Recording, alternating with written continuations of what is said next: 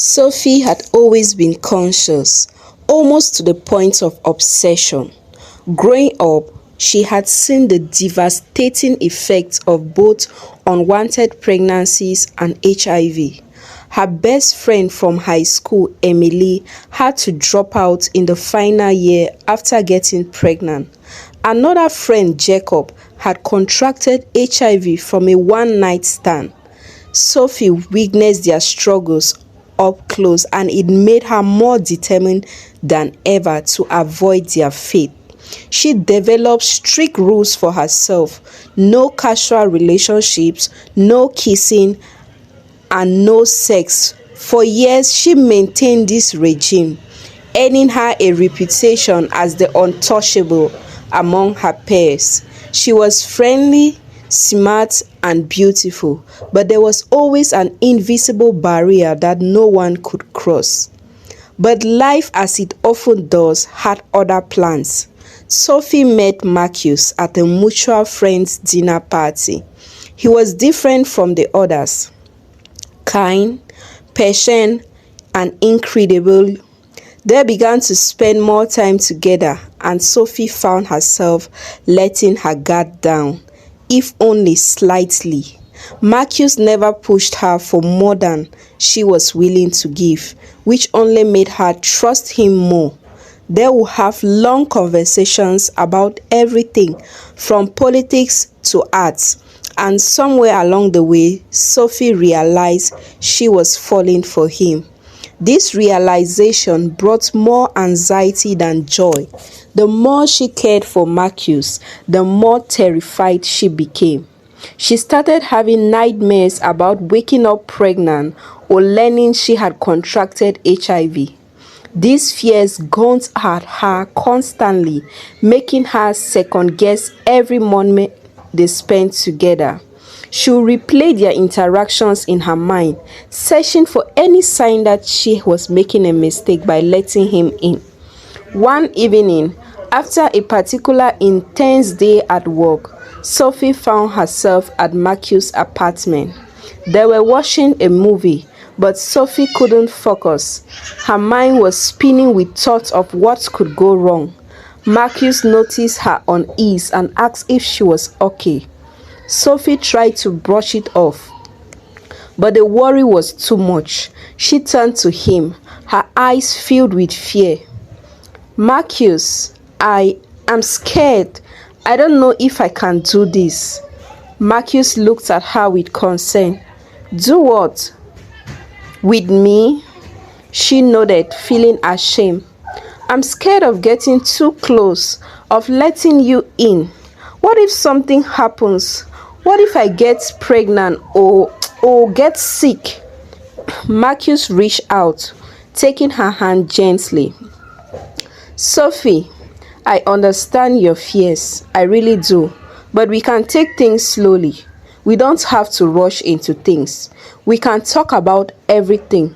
Be careful, take precautions, whatever it takes to make you feel safe." His words were comforting, but they didn't erase the tension building inside her. Every moment she spent with Marcus, she felt like she was walking on a tightrope. One wrong step and everything could come crashing down. The fear of losing control of something irreversible haunted her every day. They continued to see each other, but the anxiety didn't go away. If anything, grew stronger as their relationship deepened. Sophie found herself pulling back, canceling plans, avoiding his calls. She wanted to be with him, but the thought of what might happen if she let her guard down completely was too overwhelming. Marcus noticed the change and it hurt him, but he didn't know how to help.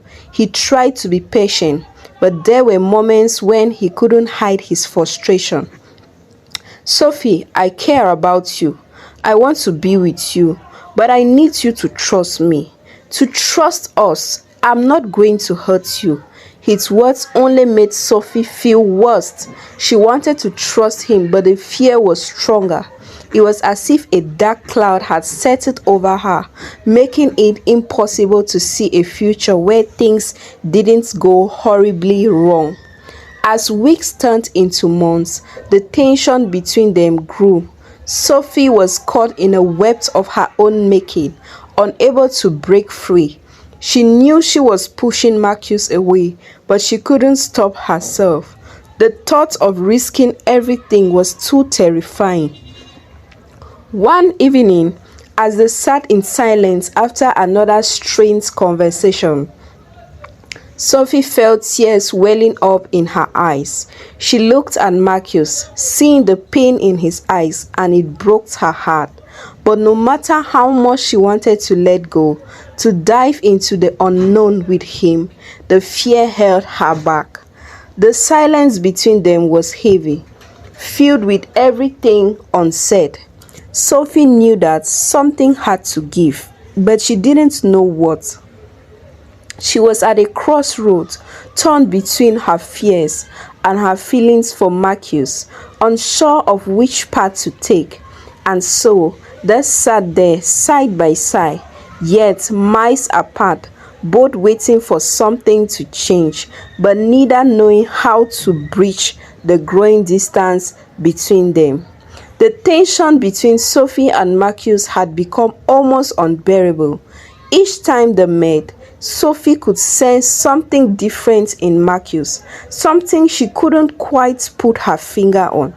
He was still patient and kind, but there was an undercurrent of something darker in his eyes, something that sent a chill down her spine.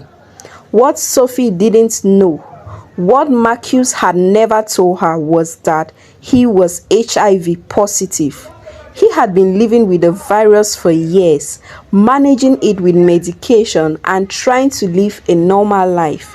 When he met Sophie, he was drawn to her innocence, her cautious nature, her refusal to let anyone close. At first, he admired her for it, but as their relationship grew, so did his frustration. Marcus had told himself that he would reveal his status to Sophie when the time was right, but the longer he waited, the harder it became.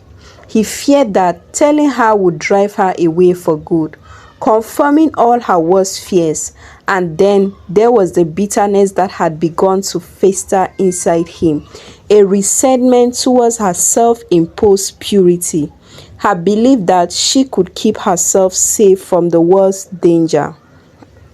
One evening, after another argument where Sophie had pulled away yet again, Marcus' frustration boiled over. He felt trapped, cornered by his own secrets and her unwavering fear. He had tried to be understanding, to give her space, but now he was tired of waiting, tired of feeling like he was the one always making concessions. A dark thought took root in his mind, one he had never allowed himself to entertain before. Why should she be untouchable? Why should she get to live in her perfect, untarnished world while he suffered alone?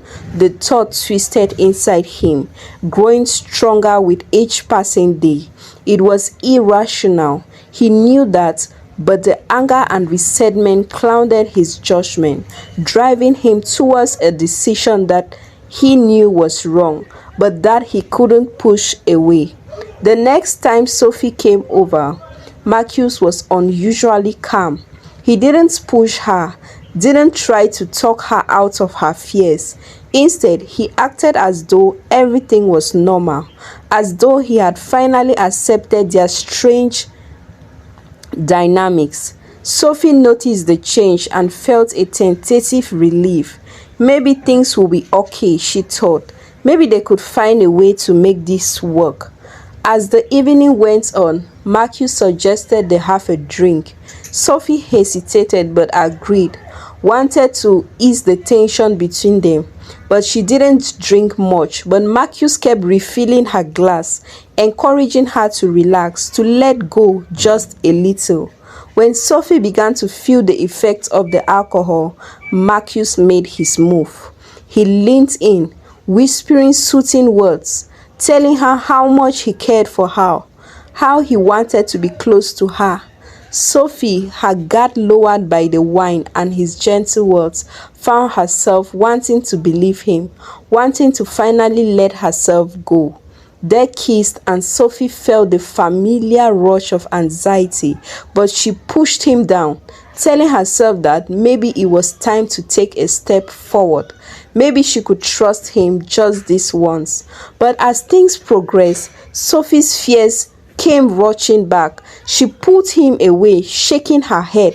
"Marcus, I can't. I'm not ready." Marcus' eyes darkened for a moment, a flinger of anger crossing his face, but he quickly masked it with a smile. "It's okay, Sophie. We don't have to do anything if you're not comfortable with it." But in his mind, the decision had already been made. He knew what he was going to do, and he justified it by telling himself that it was for her own good. She needed to see that the world wasn't as safe as she thought, that she couldn't keep herself protected forever. Later that night, after Sophie had fallen asleep on the couch, Marcus stood over her, watching her breathe softly. He felt a pang of guilt, a moment of doubt, but then the resentment surged back, stronger than before. He had been patient, he had tried to do things her way, but it was never enough. Quietly, he reached into his pocket and pulled out a small vial, something he had been carrying with him for weeks, waiting for the right moment. He looked at Sophie one last time, then carefully, almost tenderly, he pressed the needle into her arms. Sophie stared but didn't wake, the alcohol having taken its toll. Marcus watched as the liquid disappeared into her vein, feeling a sick sense of satisfaction mixed with dread. He had crossed a line and there was no going back, but in that moment he convinced himself that it was what she needed, what they both needed. When Sophie woke up the next morning, she felt cranky and disoriented. She couldn't remember much of the night before, just flashes of Marcus' face, his soothing words, and a lingering sense of unease. She found Marcus in the kitchen, making breakfast, acting as if nothing had happened. But something had changed. The tension between them was different now, more charged, more dangerous. Sophie couldn't shake the feeling that she had lost something, something she couldn't quite name. And Marcus, hiding his secret, watched her with a strange intensity, waiting to see if she would notice, waiting to see how it would take before she realized what he had done. The unspoken truth hung between them, dark and heavy, as they continued, but knowing that fragile words on the bees. There lying, as she did, something caught her eyes on the coffee table beside the couch where she had slept.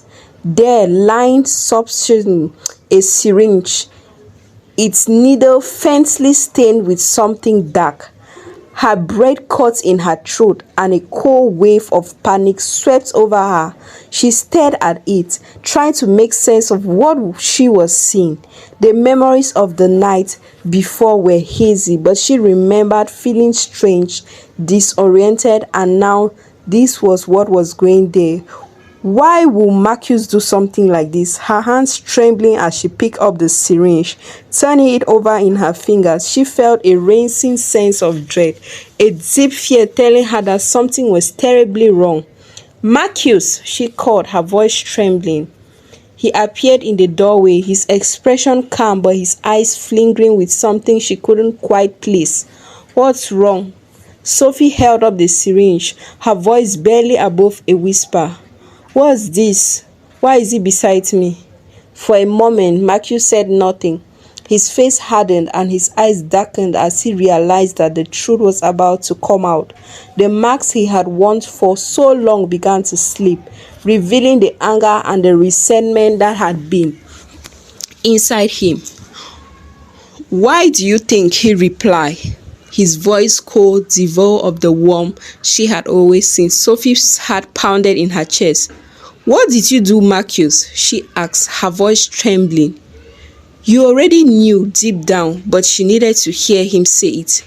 Marcus calm, faked, cracked, and he erupted with a rage that shocked her. You think you're untouchable, don't you, Sophie? You think you can live your life hiding away, safe from everything, but you are not. No one is. He stepped closer, his face twisted in anger. I was tired of waiting, tired of you always being so afraid. So I showed you the truth. Now you know how the real world works. Sophie felt like the ground has been pulled out from her. She stumbled back, her vision blowing with tears. You infected me? The words felt foreign on her tongue, impossible to comprehend. Marcus didn't answer, but the guilt and rage in his eyes told her everything she needed to know. Her worst nightmare had come true, not because of a careless mistake, but because someone she trusted had betrayed her in the worst way imaginable. You are sick, Sophie whispered, her voice trembling with horror and disbelief. How could you do this to me? I trusted you. Marcus' anger faltered, and for a moment Sophie thought she saw a flick of regret, but it was quickly swallowed by the bitterness that had consumed him. He turned away, running a hand through his hair in frustration. I did it because you were never going to let anyone in, Sophie. You are going to keep living in your little bubbles forever, scared of everything and everyone. Well, now you don't have a choice. Now you have to face reality, just like the rest of us. Sophie couldn't breathe. Her mind raced as she tried to process what was happening, what had already happened. She felt violated, betrayed in a way that went beyond anything she could ever imagine. The fear she had always carried with her was now a reality, a living nightmare she couldn't escape. Marcus, seeing the devastation in her eyes, seemed to snap out of his range. For a moment, he looked like he might apologize, might take it all back, but the damage was done. He knew it, and so did she. Without another word, Marcus turned and stormed out of the room. Sophie heard him moving around the apartment, the sound of drawers being hucked open, belongings being stuffed into bags. She stood frozen in place, unable to move, unable to think. Minutes later, Marcus reappeared, a bag slumped over his shoulder. He looked at Sophie one last time, his expression unreadable. I'm leaving, he said flatly. I can't stay here anymore.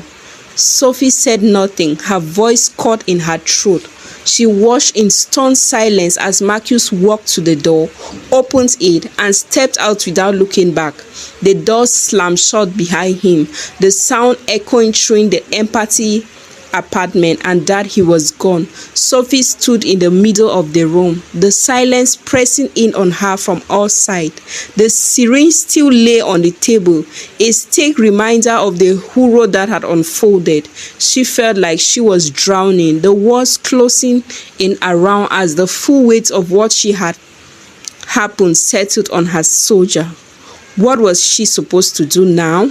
How could she even begin to process what Marcus has done to her, what he had taken from her? The fear she had lived with for so long had become her reality, and it was suffocating her.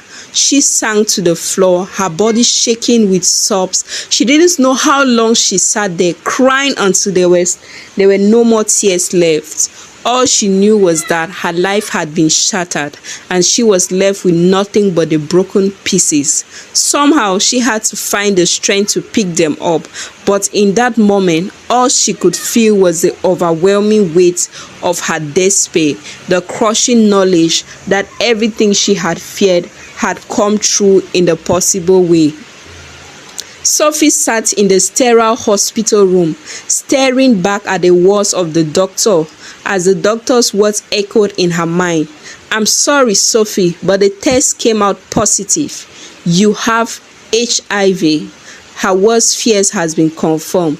The reality she had tried so hard to avoid was now her life. As she walked out of the hospital, the shock began to morph into something darker and something more dangerous. Anger, betrayal, and a thirst for revenge consumed her thought.